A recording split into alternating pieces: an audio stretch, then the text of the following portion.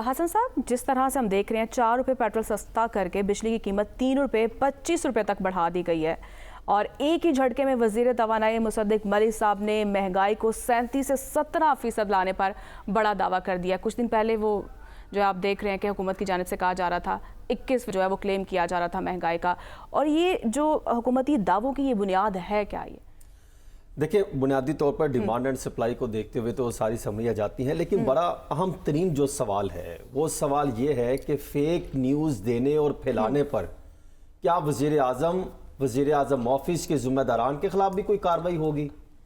سوال تو یہ ہے نا، اصل تو بنیادی مسئلہ اس ٹائم فیک نیوز کا ہے۔ ہم تو کہتے ہیں فیک نیوز پھیلانے والے کے خلاف ایکشن ہونا چاہیے، کہ غلطی تسلیم کرنی چاہیے۔ تو فیک نیوز کس نے دی؟ عوام کے جو تاثرات ہیں، عوام کے جذبات کے ساتھ کس نے کھیلا؟ 15 روپے سے اٹھا کے آپ نے 4 روپے پہ لا کے کھڑا کر دیا، اس کا بھی تو کوئی احتساب ہونا چاہیے نا۔ جو سیاستدان آ کے ٹی وی چینلز پر آ کے جھوٹ بولتے ہیں، پریس کانفرنس کرتے ہیں، پارلیمنٹ میں جھوٹ بولتے ہیں، اپنے اعداد و شماروں کا جو گورکھ دھندا چلاتے ہیں، جو غلط اعداد و شمار عوام کے سامنے رکھنے کی کوشش کرتے ہیں، کیا اس کا بھی کوئی احتساب ہونا چاہیے؟ کیا صرف احتساب کہتے ہیں کہ باقی لوگوں کا ہونا چاہیے جو مخالف ہے؟ کسی نے تنقید کی تو اس کا احتساب ہونا چاہیے، کسی نے کوئی ہم سے حساب مانگ لیا اس کا حساب ہونا چاہیے۔ تو یہ جو نیوز 2 گھنٹے تک جو پاکستان ٹیلی ویژن پر چلتی رہی، کیا اس کا بھی کوئی احتساب ہوگا؟ اس پر کوئی بات نہیں کر رہا۔ تو میں تو کہتا ہوں کہ پرائم منسٹر صاحب کا اب ان کا کون نوٹس لے گا؟ عوام نوٹس لے گی، عوام تو پہلے ہی نوٹس لیتی ہے۔ وہ کہتے ہیں نا کہ وہ آپ چلے جائیں سبی اور باہر جتنے جس حد تک گرمی ہے، وہ ایک گرمی تو ایک طرف، لیکن 16 ڈگری سینٹی گریڈ میں بیٹھ کے ٹھنڈے اے سی والے کمروں میں بیٹھ کے اعداد و شمار کا گورکھ دھندا کر کے عوام کے سامنے رکھنا کہ ہم نے یہ بڑے فیصلے لے لیے، 15 روپے بجلی پیٹرول ہم سستا کرنے جا رہے ہیں، اور ساتھ ہی آپ نے 4 روپے بجلی جو ہے وہ مہنگی کر دی، اور پھر پتا چلا کہ وہی 19-20 ہے۔ وہ ہے نا اکبر آل آبادی صاحب کا وہ ایک شعر تھا، وہ ایک ہاتھ سے دے اور ایک ہاتھ سے لے، وہی کہانی مجھے نظر آتی ہے کہ یہی کہانی انہوں نے ہوئی ہے، کہ انہوں نے ایک طرف جو ہے وہ اشارہ دیا کہ ہم 15 روپے کر رہے ہیں، پھر کہا کہ ہم سمری ہم سے غلط چلی گئی، پھر کوئی موقف سامنے اپنایا جا رہا ہے، لیکن اس پر تفصیلی وضاحت کوئی دینے کو تیار نہیں ہے۔ میں نے بھی متعلقہ عہدیداروں سے رابطہ کیا، لیکن وہ صرف یہ بات بتا رہے ہیں۔ لیکن ایک بات اس میں یہ بات تو سمجھ میں آتی ہے، حسن اصل میں ہوا کیا؟ دیکھیں ہوا کیا کہ وزیر اعظم صاحب کو ایک سمری گئی تھی، اس میں 15 روپے لکھا ہوا تھا، 15 روپے کی اپروول ہو گئی۔ جب 15 روپے کی اپروول ہوئی تھے، کئی جگہوں سے تحفظات سامنے آئے، اور اس کی باقاعدہ میرا جو اہم سورس ہیں وہ بھی کیبنٹ کا حصہ ہیں، اس وقت بن چکے ہیں اب وہ، تو انہوں نے کچھ تحفظات کا ان سے جو معلومات ملی، وہ یہ کہتے ہیں کہ اچھے خاصے اس پر تحفظات ہوئے۔ انہوں نے کہا جی 15 روپے آپ کیوں بڑھا رہے ہیں؟ یہ تو 4 روپے بڑھانی تھی، 5 روپے بڑھانی تھی۔ تو انہوں نے کہا پرائم منسٹر صاحب سے مل کر آئے تھے، مشاورے سے سمری تیار ہوئی، ہم لے کر گئے، پھر معاملہ واپس آ گیا۔ یہ کیسے ہو سکتا ہے کہ پرائم منسٹر آفس کو سمری چلی جائے اور اس کی جو ہے اس کو دیکھا نہ جائے؟ دیکھیں 5 جگہوں سے ایک وزارت جو ہے وہ سمری تیار کرتی ہے۔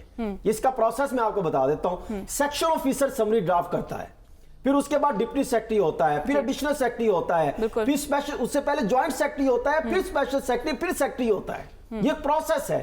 وہاں سے گزرنے کے بعد ایک 3 رکنی بورڈ ہے، اس میں یہ سمری جاتی ہے، پھر پرائم منسٹر آف پاکستان کے پاس پی ایم آفس سمری جاتی ہے، پھر وہاں سے پرنسپل سیکرٹری تک ایکسیس ہے، اس سے پہلے سمری جاتی ہے ان کے پاس۔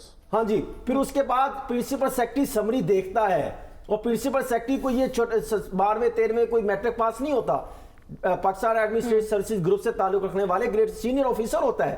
وہ سمری دیکھنے کے بعد پھر اس کی منظوری دیتے ہیں، پھر جا کے پرائم منسٹر سے لے کر جاتے ہیں کہ میں نے یہ ابتدائی چیزیں دیکھی ہیں، میں اب آپ تک لانے کی یہ اپروول دیتا ہوں، اب آپ اس کو دیکھیں، ان کو بریف کرتے ہیں، پھر پرنسپل سیکرٹری کے سائن ہوتے ہیں، پرائم منسٹر کو تو سائن نہیں ہوتے۔ پھر سمری اسی طرح نیچے تک جاتی ہے، اس کو دیکھتے ہوئے پریس ریلیز تیار کی جاتی ہے۔ یہ کیسے ہو سکتا ہے کہ ایک سمری کو دیکھا اور اس پر فیصلہ کیا؟ میرے جو ذرائع یہ دعویٰ کرتے ہیں کہ کچھ تحفظات وزارت میں اور پرائم منسٹر آفس میں موجود تھے، وہ یہ کہہ رہے تھے کہ یہ سمری جو پرائم منسٹر صاحب کہہ رہے ہیں اس طریقے کے مطابق ہونی چاہیے، اور ڈیمانڈ اور سپلائی کی جو بات تھی اب چلانے لگے ہیں کہ وہ اتنی ڈیمانڈ تھی، اتنی سپلائی تھی، وہ فارمولہ تھا، پھر دوسرا فارمولے پر ہم چلے گئے۔ یہ ایک صرف جو ہے وہ اعداد و شمار کا گورکھ دھندا تھا بنتا، جو میری اطلاع ہے کہ 15 روپے کے قریبی پیٹرول کی قیمتیں کم ہونی تھی، لیکن شہباز شریف صاحب کی ہدایات کو نظر انداز کیا گیا، یہ کہنا چاہ رہے ہیں آپ؟ دیکھیں اب یہ تو موقف تو جو پرائم منسٹر آفس کا بعد میں سامنے آیا کہ اس میں انہوں نے تصحیح شدہ کی ہے 2 گھنٹوں کے بعد، بڑی بات ہے 2 گھنٹوں کے بعد، مطلب کہ 2 گھنٹے ایک وقت ہوتا ہے اور آپ نے اس سے پہلے عوامی جذبات سے کھیلا. میں تو اس کا احتساب مانگ رہا ہوں، اس کا حساب عوام بھی پوچھتی ہے کہ جناب یہ آپ کیا کر رہے ہیں، اتنے بڑے عہدے پہ بیٹھے، اتنا بڑا آفس آپ جو ہے وہ ایک درست اعداد و شمار، درست حقائق کی عوام تک نہیں پہنچا سکتے. اور دوسری چیز بجلی کا ہم کل رو رہے تھے کہ 196-198 ارب روپے کیسے انہوں نے سرکاری خزانے کو نقصان پہنچایا، اور اس سے پہلے 32 ارب روپے آج سے کوئی 2 ہفتے پہلے بھی انہوں نے جو ہے عوام پر بوجھ ڈالا تھا. آج پھر 4-4.5 روپے بجلی کا یونٹ بڑھ گیا ہے.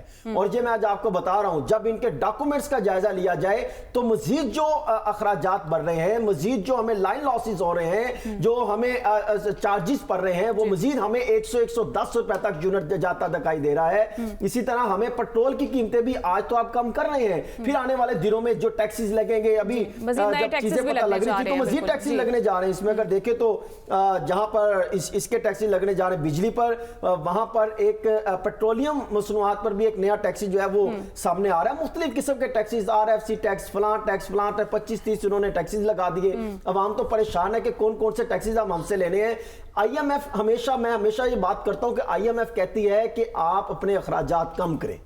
یہ اخراجات کم نہیں کرتے، یہ کہتے ہیں ہم ٹیکسز لگا دیں گے، اور ان پر ٹیکسز لگائیں گے جو آلریڈی ٹیکس دے رہے ہیں. تنخواہ دار طبقہ ہو، جو بزنس کمیونٹی سے چاندے جو حلقے ہیں جو آلریڈی ٹیکس دے رہے ہیں، انہیں پر آپ ٹیکس جو ہیں وہ بڑھاتے چلے جائیں گے.